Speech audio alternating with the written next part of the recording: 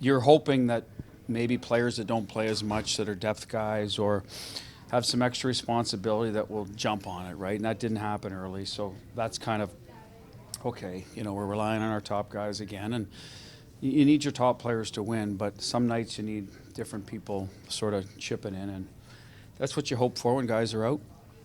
At the end of the day, it's 3-0, and I mean, it's easy to sort of say, okay, let's move on. We'll get ready for the next one. But I think our guys dug in. I didn't think we were that far behind in terms of having the ability to catch up. We have goal scorers in the room.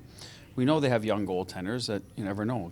Let one or two in, they may start feeling it. So ultimately, that's what happened. Then we started getting saves, but it was a game that we were way too loose if we expect to win anything playing like that. But some nights during the year, through the course of 82, those happen, and we were able to come out on the right side of it. Now, I will say this: we killed penalties.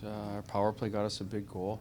So, again, not our best, but it's too many in this league that you're never going to be unhappy when you win. It's just, as coaches, we do evaluate how we play, and that'll be the tough part because we didn't play winning hockey.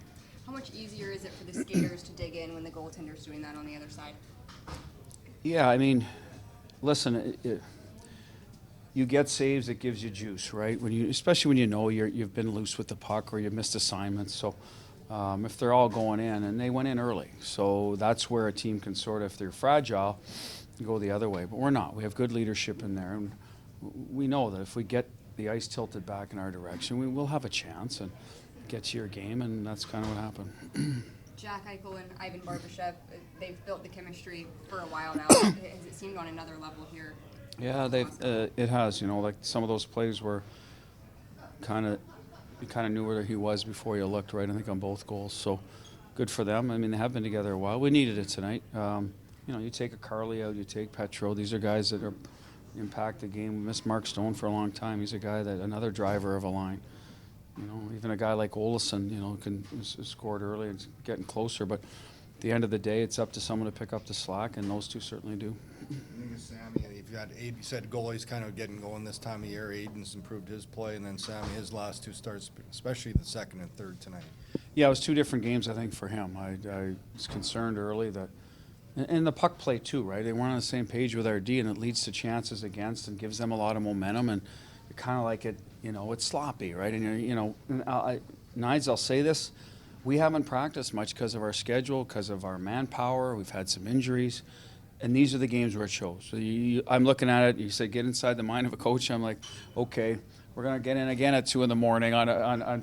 But we need to practice somehow, some way to get our game sharper. But sure enough, they found it, right? So I think that's what happened early, and then Sammy found his, right? He hasn't practiced a lot either for a guy that missed whatever it was, 17 days or 2 weeks. I don't know.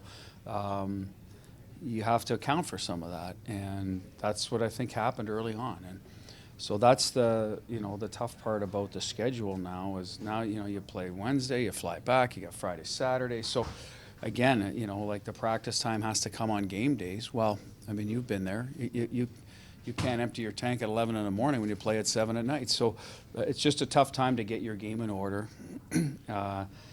and practice those things. But credit to our guys because we've won 3 in a row now without that. So they're finding ways to get it done. So that's the part I think you get inside the mind of a coach after is like, good on them.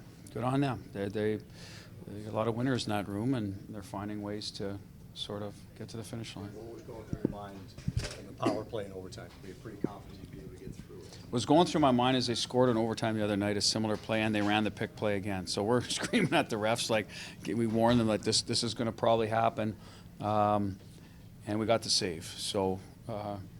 Listen, you're just hoping to get through it because once you got through it, there's only 20 seconds left. You figure, well, at least get into the shootout. So we got the saves we needed.